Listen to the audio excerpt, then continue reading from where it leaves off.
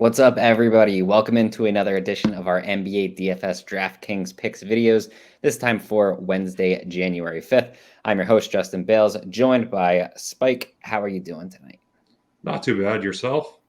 Not bad. I mean, it's a pretty crazy NBA season still at this point. I don't know about you, but I feel like it's kind of lessened with the 5-day instead of the 10-day. It's kind of lessened of the weirder 10-day contracts that we're getting, right? Yeah, it definitely has, and it's obviously shortened it a bit, so it doesn't make you have to play all these no-name guys for stone minimum price. Unless you're Indiana, which we will discuss again tonight because they play on this 11-game slate, really big slate. Before we jump into that, I do want to take you guys on a little tour of our projections. As you can see here, just pulled them up. These are the NBA projections that come with the Corner Plays package. Obviously, that can be found at dfskarma.com. These are last night's projections. You have the player name, team position, salary, all that kind of stuff. Then you also have the advanced metrics such as the assist rate, the rebound rate. We get pace, usage, floor, and ceiling projections, the minutes, all that good stuff. And then the big thing that we all know Anthony absolutely loves is the karma value. Kind of tells you essentially who the best plays on a point per dollar basis is. As you can see, two of the top three, Dwayne Washington Jr. and Kiefer Sykes, both did extremely well for their prices. I believe that Dwayne Washington Jr. scored roughly 26. He was only 4K. And then Kiefer Sykes scored almost 40, and he was 3,500. Sandwiched in between them, obviously, we have LeBron James. This is recorded the night before, so LeBron at this point hasn't even started his game yet. We can't tell you how good or how bad he did. I can essentially just tell you that he did extremely well. It's LeBron James. I would not bet against him doing well against the Kings. But did want to quick show you this. We also obviously have ownership projections, which kind of shows you who we expect to be the higher owned guys on the slate. We can jump into the injury news for this slate. Now, don't get me wrong, there is a lot. It's 11 games. It isn't as bad as one would anticipate for this many games. So apologies while I go over essentially just a ton of news. I will try to eliminate some of the guys that aren't quite as good, that don't really matter all that much. But here we go.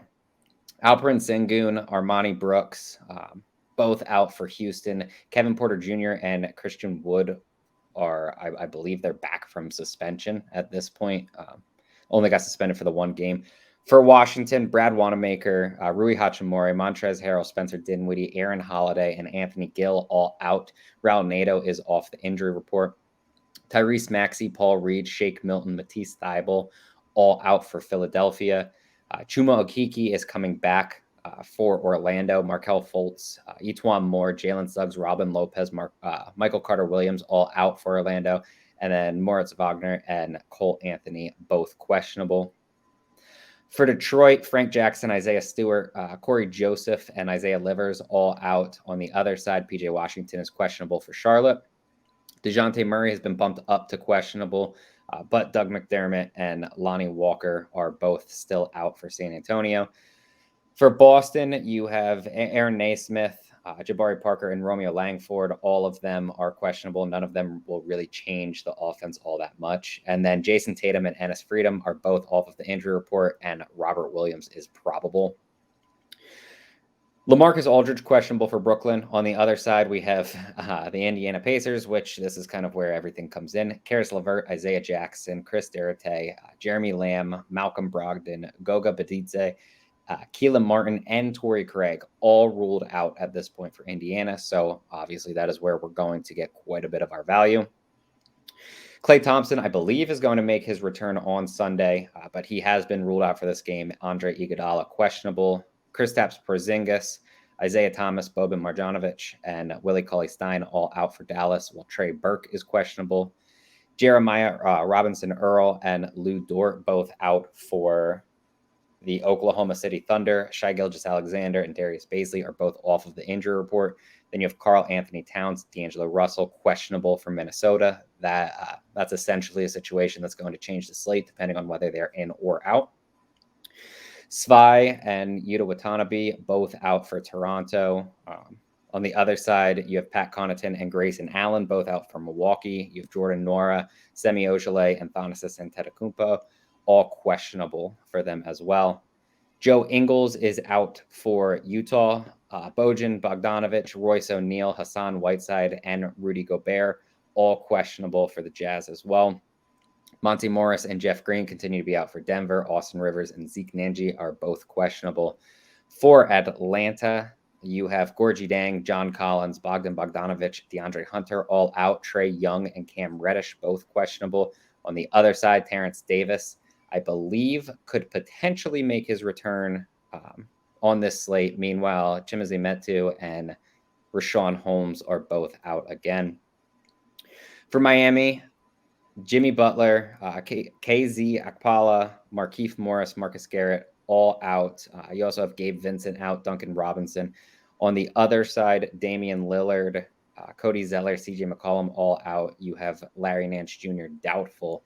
But then also for Miami, I guess it's important to mention that Max Struss is in. He's off the injury report. He's going to play. That does it. That's, a ton of injury news. It's not as ridiculous as it has been some days. There's been days where we get that much injury news on like a 6-game slate. So kind of cool that it's 11 games and that's quote unquote all that we have to go through. Before we get to position by position, if you enjoy this video, go ahead and give us a thumbs up, subscribe to the channel. You can turn on notifications so you don't miss any of our stuff. Also, go ahead and drop anything you have in the comments below. You can ask us about specific players. We generally try to keep our player pool relatively concise. So if we don't mention someone, that doesn't necessarily mean that we don't like them or we don't think they're playable. But generally, we will just answer anything that you have in the questions. Go ahead and ask, and then we will be in throughout the day to give you the answer to the best of our abilities. You can also go to chatdfs.com to get into our Discord. That is another place where you can ask questions all throughout the day, and we will be there to answer. But I've talked a lot here. It is time to get to position by position.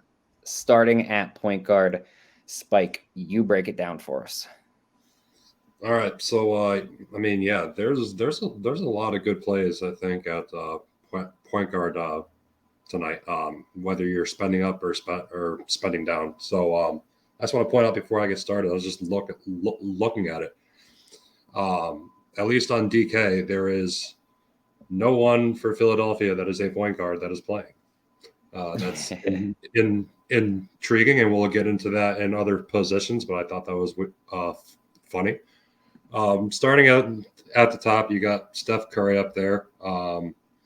It's getting 10,900 is pretty expensive, but I personally think this game could just be a battle of him and Luka back and forth. So, and Luka's right underneath them at 10-6. I have no issue with either of them. If you wanted to get really weird, you could do a stack, a game stack with them. I have no issues there. You go down a little bit more. You got Shai Gilgeous-Alexander at 8,800. Lou Dort's out. I think that just gives more usage to him. I'm more than comfortable taking a shot there too. This next one's pretty interesting because I'm pretty sure Clarkson is questionable, and you said Ingles is out, correct? Mm-hmm. So Mike Conley's only sitting at 6,000. He had a ceiling game his last game, and I think if both of those guys, are out, Ingles is. If Clarkson gets ruled out, there's going to be a little bit of extra minutes to go around, and I think he could see them, and it's a pretty good spot. I think Clarkson's probable. Is he? Yeah, I think they bumped him to probable, Gotcha. so he should be good to go. But still Ingles is out, so Conley probably runs the offense a little bit more. Yeah. You go down a little bit more, and Dame Lillard's out. Anthony Simons got a little bit of a price bump, only 5,300, but he had, I believe it was well over 45 fantasy points the other night. So I have no issues with going back to him with how depleted they kind of still are. And then the obvious options, like you were just talking about, you got Dwayne Washington there at 3,800 for Indiana. And then you got Sykes there at 3,300.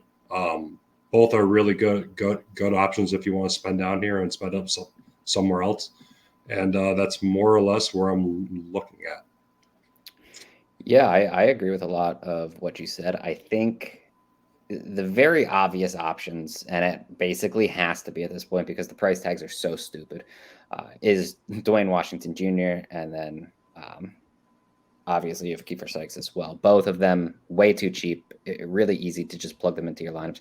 Another guy that's too cheap, specifically, actually is DeJounte Murray back? He should be playing tonight, yes. Okay, cool. So never mind. I was going to say Trey Jones. Trey Jones is out when DeJounte Murray comes back. I blanked for a second there, thought that I said that DeJounte Murray was back, and then I couldn't remember. So thank you for that. But then the Indiana guys are just way too cheap, super obvious plays. Those are going to be two of the highest owned guys in cash. It's way too cheap.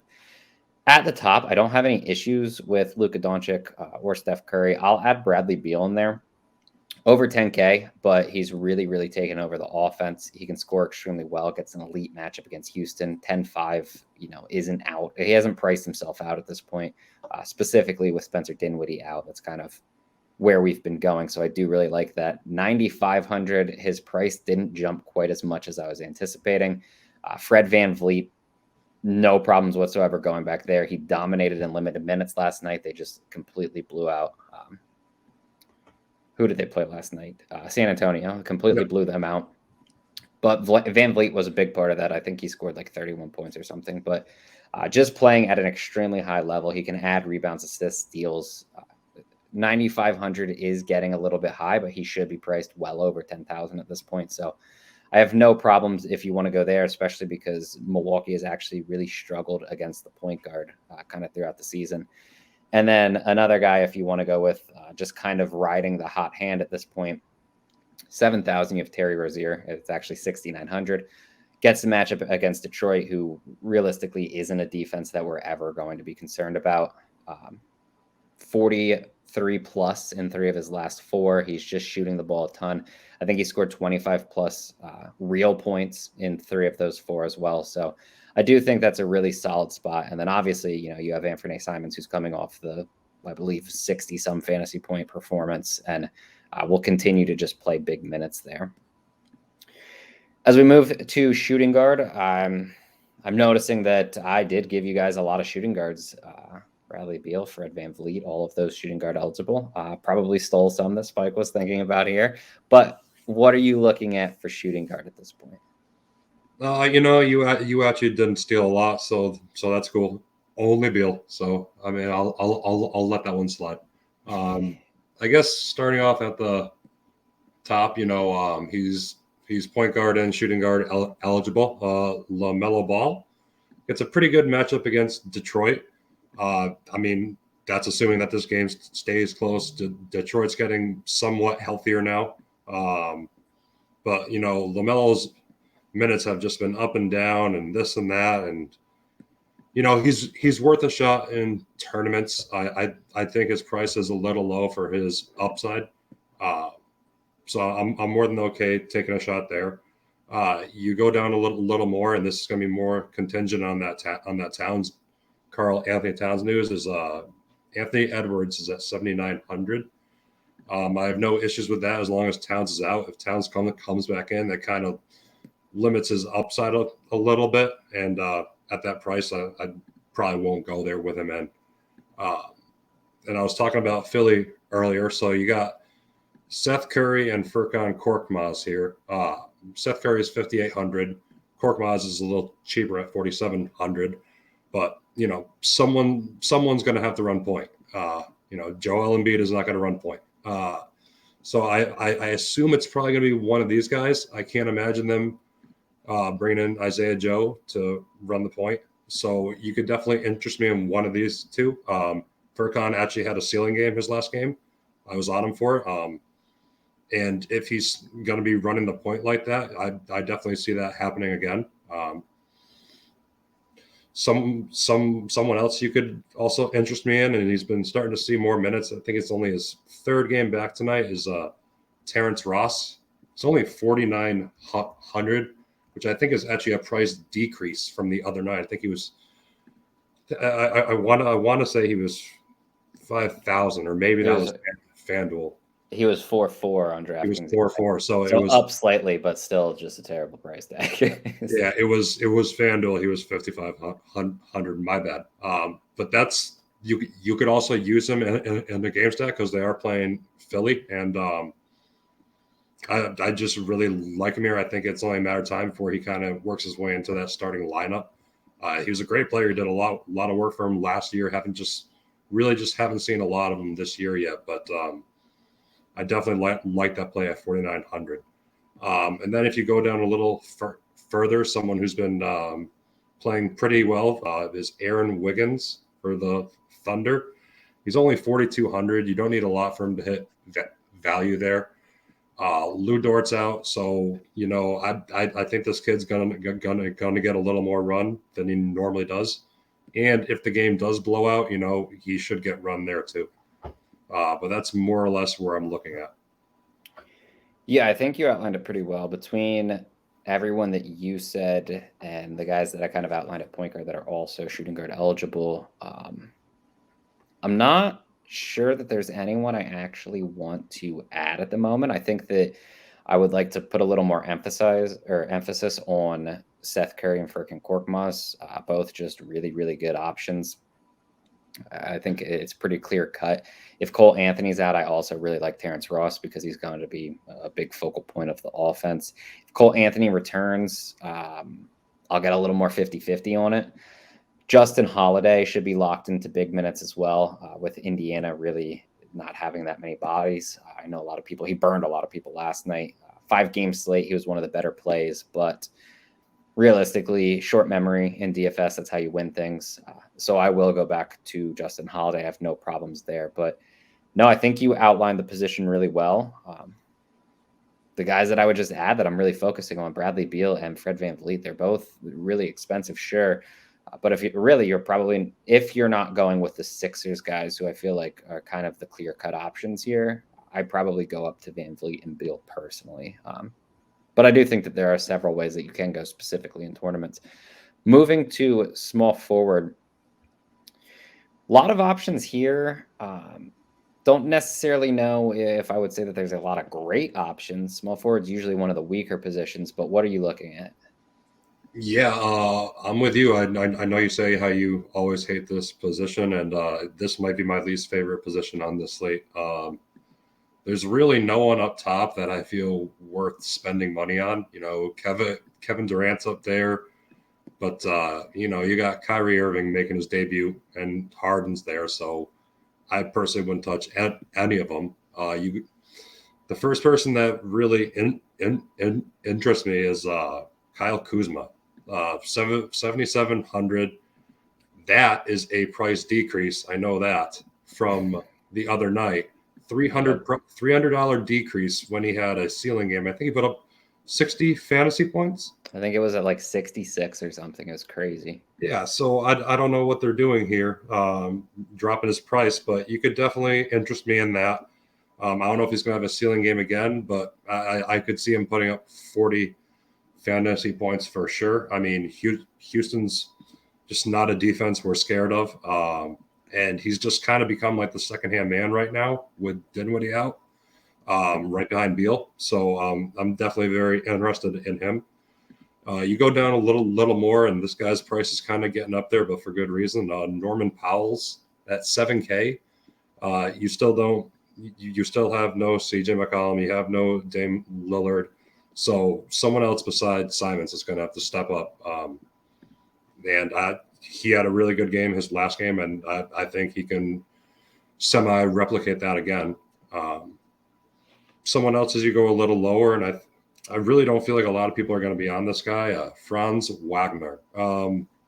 6,400, his price is starting to come down as he's realistically been coming back down to planet Earth.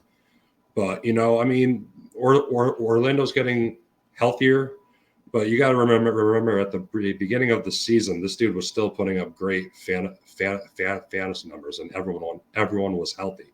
So 6,400, I think, is a bit too cheap. if you go down a little bit more just to get a kind of a piece of that Hornets offense, I kind of like Kelly Oubre at 5,700.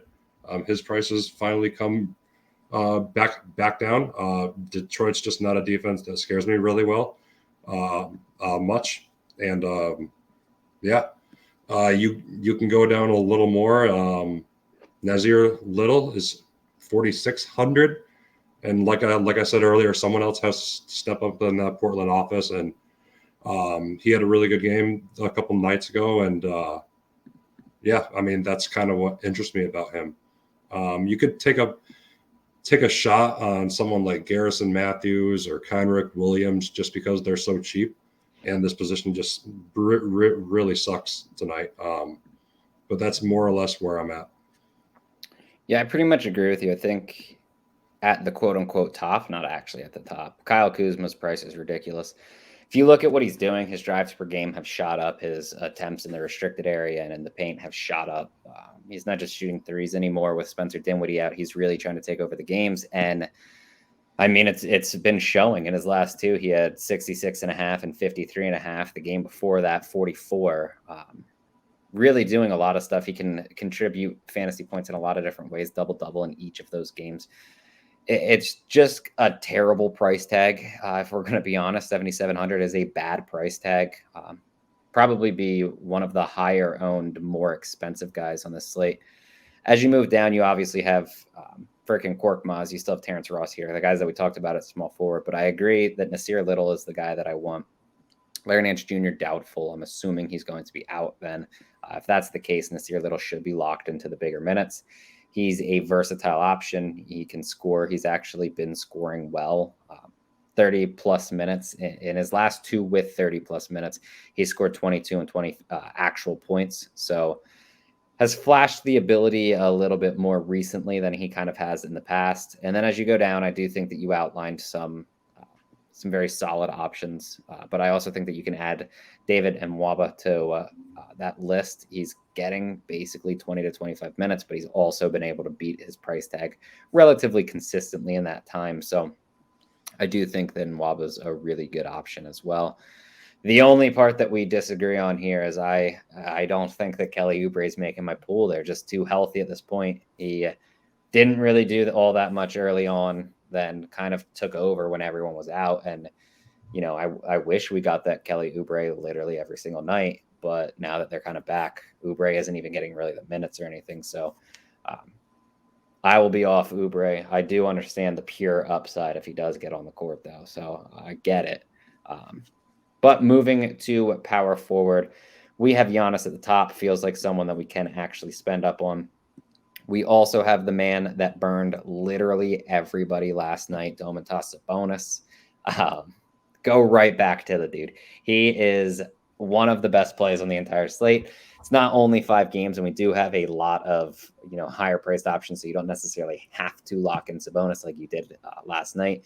But Sabonis at 9,900 is too cheap with everyone out, and he's a really good play. But what are you looking at here at power forward?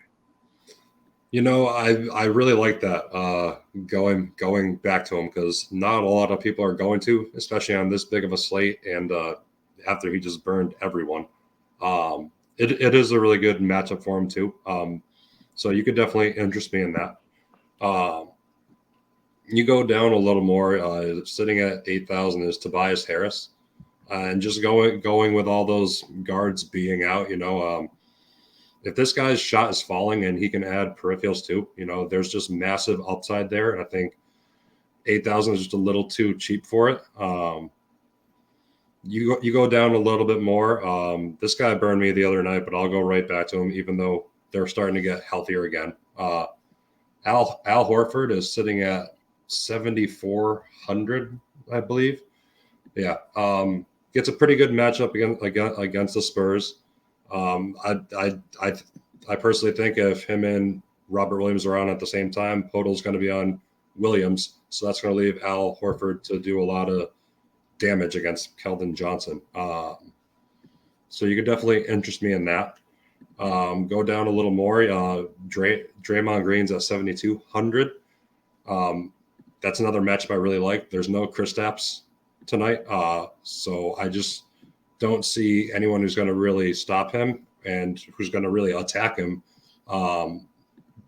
with him on defense that he's not going to be able to stop. You go down a little bit more. Jayshawn Tate is at 5,500. I think that's a little too cheap for him, given that Sun gun is out. I think he's going to have to play a little bit more minutes with him out.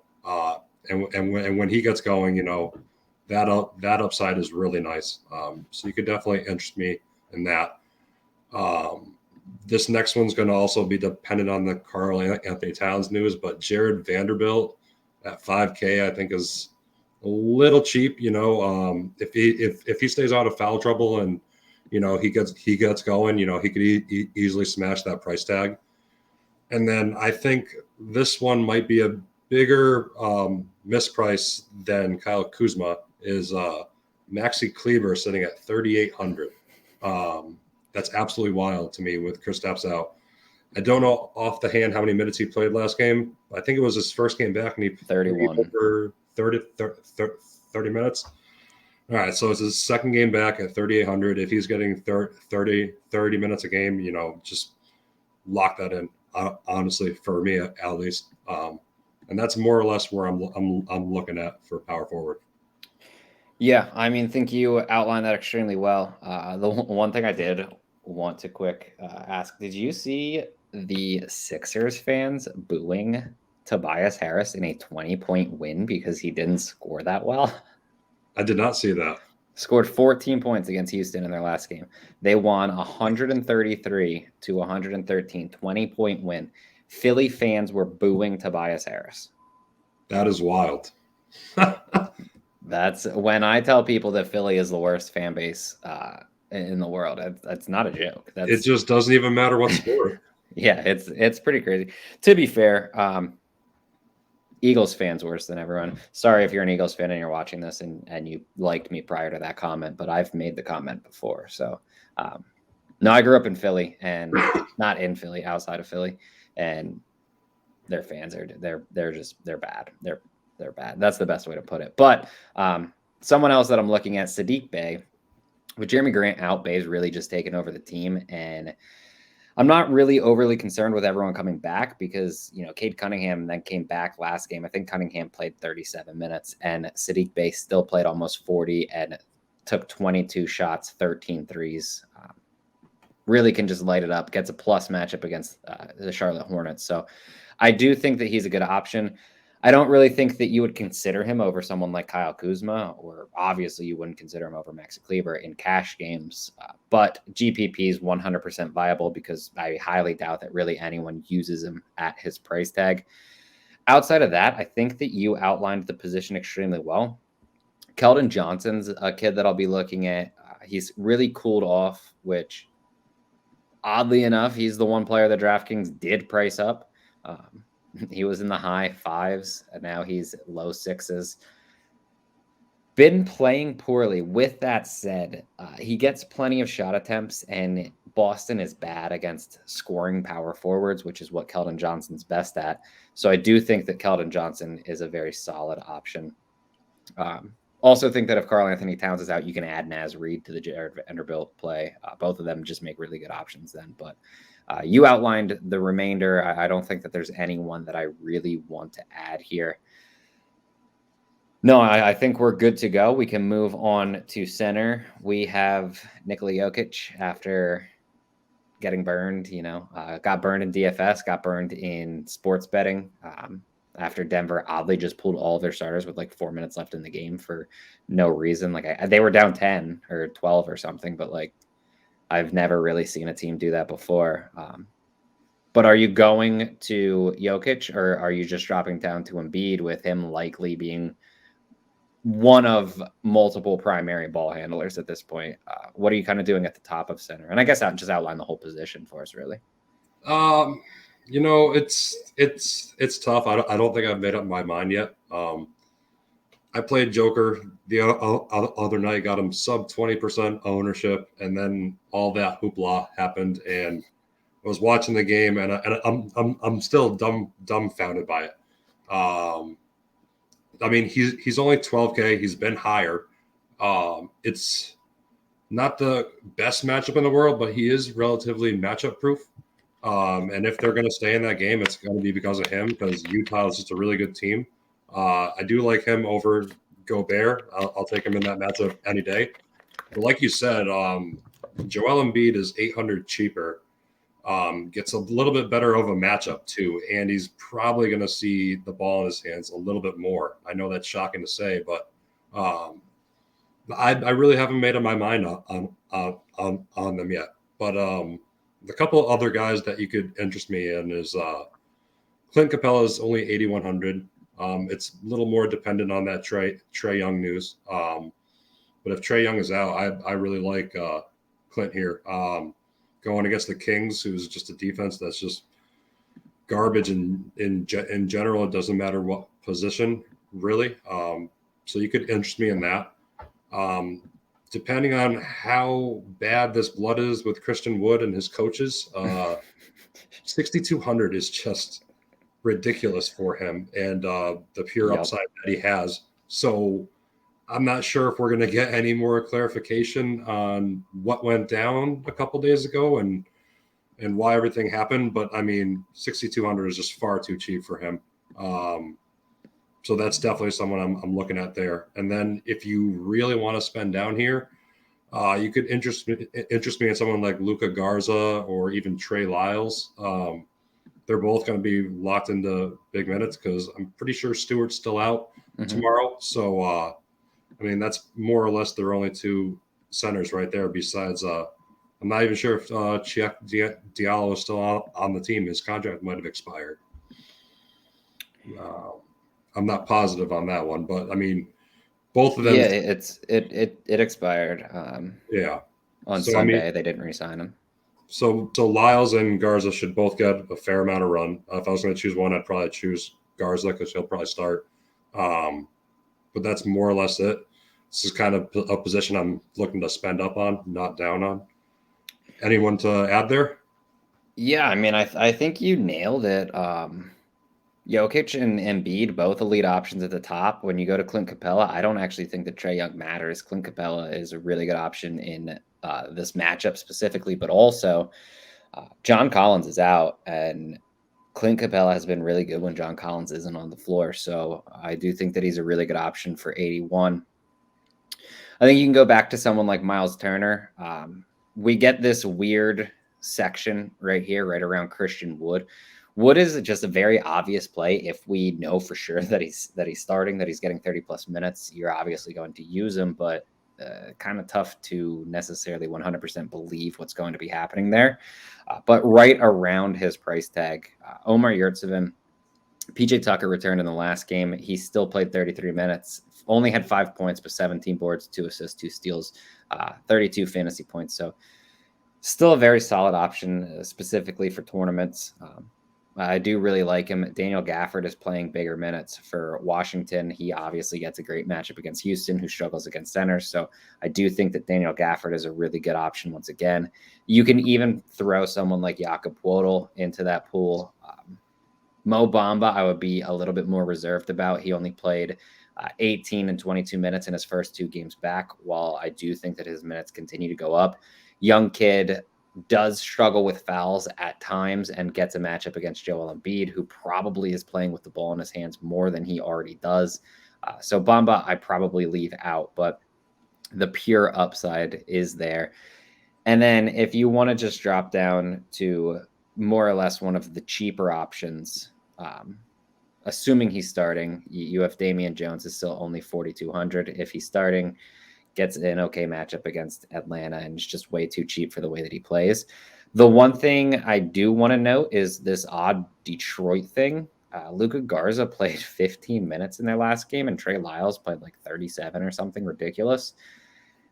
I don't know what to make of it. I think one of the two is going to have value for their price tag. I think both of them could have value for their price tags. I just don't know what's going to happen. I don't even know if I trust Luka Garza starting, really. Unless, did he struggle with fouls? I guess he had 4 fouls in 15 minutes, but at the same time, like, if you really want to get him on the court, you're going to let him foul out. Yeah. And he still had 2 left, so it's not like they obviously pulled him, right? You know what I mean? Yeah, I mean, so right before, I'm pretty sure they were still dealing with injuries back then, but the last game that Trey Lyles played before the other night was 2 days before Christmas, and he got 37 minutes. Other than that, it would go 17, 18, 19, 22, 26, 23. So there's not a real rhyme or reason to it. I think it's going to have to do with foul trouble. And I'm with you, like if you just let one of them ride, and if they foul out, then you got the other one. Well, I know Lyles was on the COVID list. He just returned, like his last game, or his last game was his first game back, and he played 34 minutes. So Yeah, I mean, and conditioning is not a thing for him, I guess. He also started that game. I know that for sure. So I guess for me, go ahead. He's someone I've been interested in, like the last 4 slates he's played, and that goes all the way back to before. Yeah, I remember you sending me a message. Yeah, it's just he's intriguing, and he'll get that blowout run too. So yeah, he can shoot the 3, he can go down low, he can get you blocks and steals. He's just someone when you hear his name, you're like, Trey Lyles, no, but somehow, some way he gets there. He's not as bad of a player, I think, as everyone thinks he is. And to be fair, if Jeremy Grant was back and they were fully healthy, absolutely, this guy wouldn't get the time of day. But it is his time to kind of shine right now and try to prove to some team what his worth is. And yeah, it's just not a terrible spot. No, I agree. I actually think the more that I think about it, the more I do like Trey Lyles on this, and probably over Luka Garza. But I think that about does it. That's kind of what we have for you guys. Again, if you enjoy the video, go ahead, give us a thumbs up. Subscribe to the channel. You can drop any comments below. We will be in to respond to them, answer any questions you have or anything throughout the day. We will be back, or I will be back tomorrow with another podcast, but good luck for tonight.